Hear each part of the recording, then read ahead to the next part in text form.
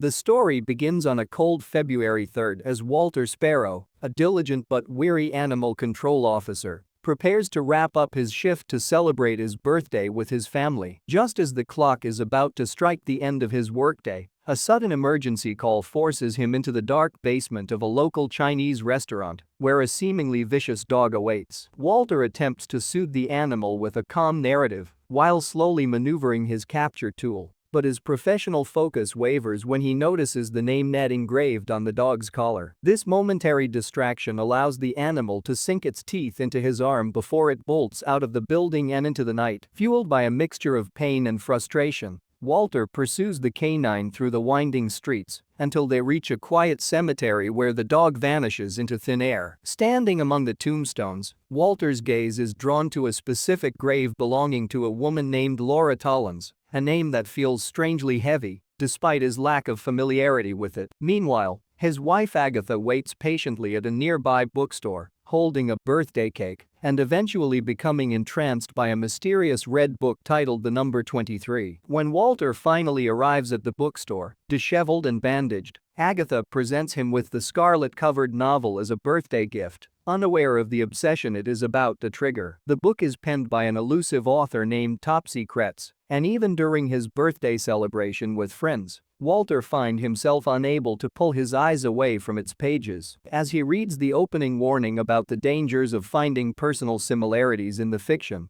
he encounters the protagonist, a moody detective named Fingerling. The narrative structure of the book is designed to pull the reader in, and Walter begins to visualize himself in the role of this detective, as if the words are reflecting his own subconscious. On February 4th, while recovering from the dog bite at home, he delves deeper into Fingerling's origin story, which depicts a lonely boy who finds a dead neighbor in a room covered in blood. Walter is struck by the parallels to his own life, specifically the loss of his mother when he was 8 years old and his early childhood experiences with a neighbor's runaway dog. He shares these eerie coincidences with Agatha, showing her old photo albums to prove that the fictional details match his reality with terrifying precision. The obsession deepens on February 5th as Walter returns to work, but spends every spare moment consumed by the 5th chapter of the novel. In the story, Fingerling encounters a distraught blonde woman on a balcony who claims her life is being systematically dismantled by the number 23. She frantically explains that the number appears in every facet of her existence, from the dates of family tragedies to the very colors she sees, suggesting a cosmic curse that cannot be outrun. Fingerling tries to offer comfort with light-hearted stories, believing he has saved her from the brink of despair, only to watch in horror as she plunges to her death moments after he leaves. This tragic turn in the book causes Walter to spiral into a mathematical frenzy, calculating that his own name starts with the letter W,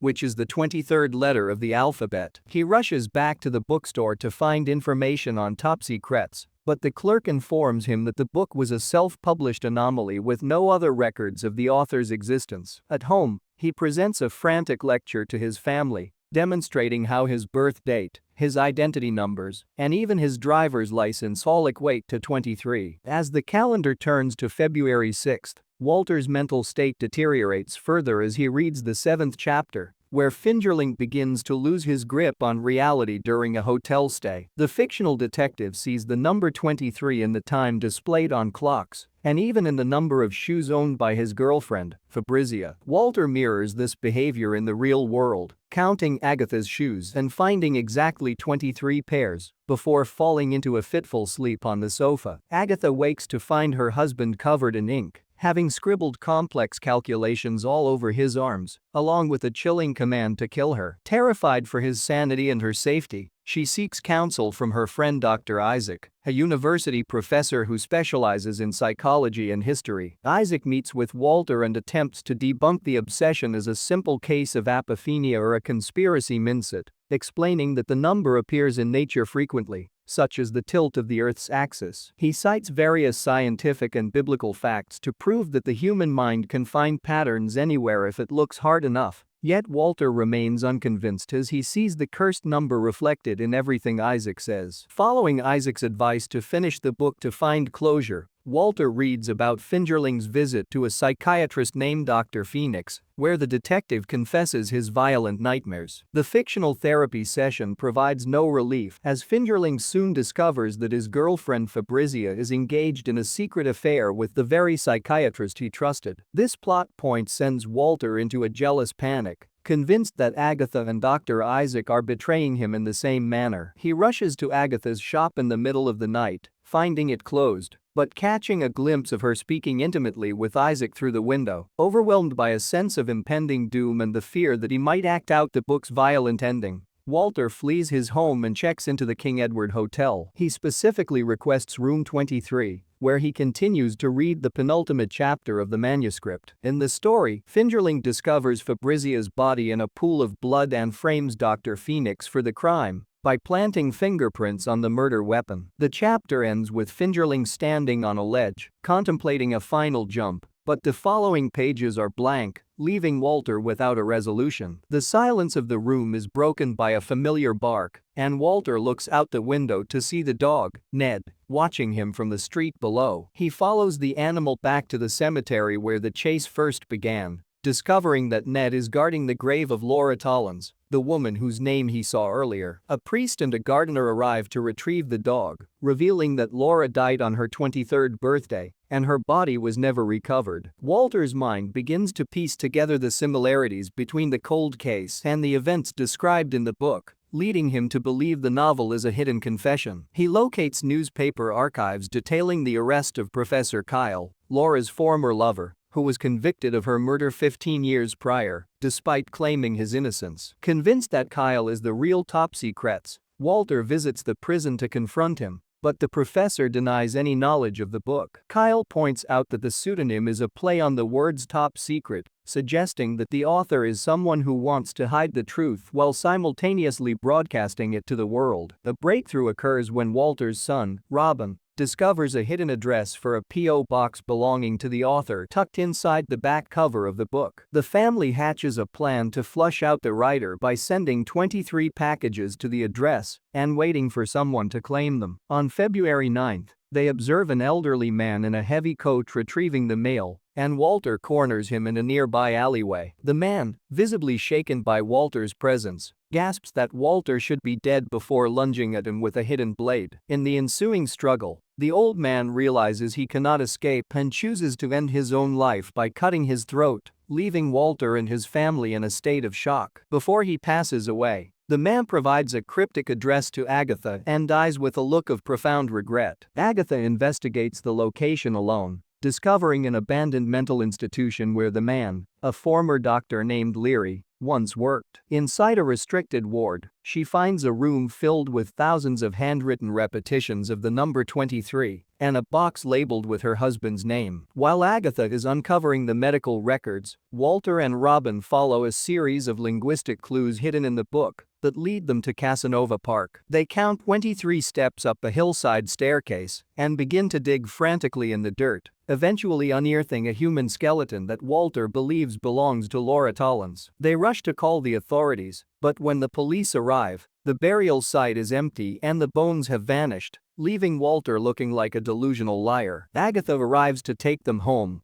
but Walter notices mud on her hands and a kitchen knife in her bag, leading him to accuse her of being the killer. He believes she has been manipulating him all along to cover up her own crimes, but Agatha tearfully reveals the truth she found at the asylum. She produces the original manuscript of the book, which clearly bears Walter's own signature, proving that he is the one who wrote the story. The realization is too much for him to handle, and he initially lashes out at Dr. Isaac and Agatha, accusing them of a grand conspiracy to frame him for a past he does not remember. The tension breaks when Agatha shows him an old saxophone that belonged to him before they met, a detail that mirrors Fingerling's character in the novel. The sight of the instrument acts as a key to his locked memories, and Walter begins to sift through boxes of forgotten belongings, each item triggering a flash of his former life. He flees back to the King Edward Hotel and returns to room 23, where his past finally catches up to him in a rush of sensory details. He begins to tear the wallpaper off the walls with his bare hands, revealing the missing 23rd chapter written in his own handwriting directly onto the plaster. In this final chapter, He explains that his father's suicide left him with nothing but a fixation on the number 23, a curse he carried into his young adulthood. He remembers meeting Laura Tollins in college and becoming intensely possessive of her, only to be devastated when he found out she was having an affair with Professor Kyle. The breakup letter she sent him contained the same hidden message he would later put in his book, a message that commanded him to take her life. The memory of the murder returns with brutal clarity as Walter recalls entering Laura's apartment and being mocked by her for his weakness and his obsession with numbers. In a fit of uncontrollable rage,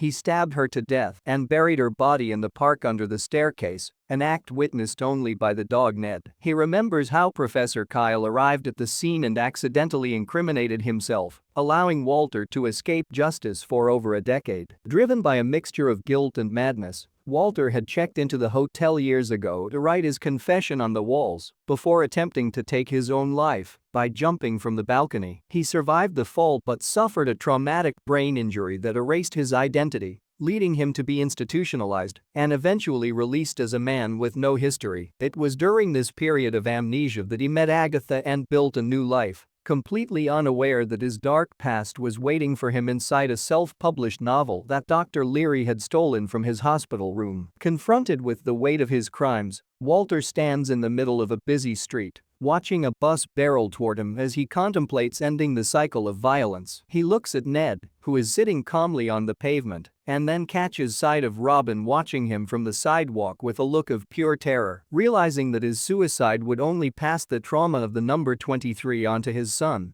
Walter chooses to step out of the way at the last possible second. He embraces his family, acknowledging that while the number 23 will always be part of the world, it only has the power that he chooses to give it. He understands that the only way to truly be free is to accept responsibility for the man he used to be and the pain he caused to others. The family stands together in the rain, a unified front against the darkness of the past, as Walter prepares to face the consequences of his long-forgotten actions. In the final resolution of the story, a formal funeral is held for Laura Tollins after Walter leads the authorities to the correct location of her remains. Professor Kyle is exonerated and released from prison, finally able to reclaim the life that was stolen from him by Walter's silence. Walter himself is seen behind bars, having turned himself in to the police to confess to the murder and provide closure for Laura's family. He sits in his cell with a sense of peace he has never known, looking forward to the possibility of parole, but content in the knowledge that he has finally done the right thing. Agatha and Robin visit him frequently, their bond remaining strong despite the revelations of his past. As the camera pans away from his cell, the clock on the wall ticks toward the number 2 and 3, but Walter no longer reacts with fear. He simply smiles at his family, knowing that the mystery of his life has been solved and the curse of the number 23 has finally been broken.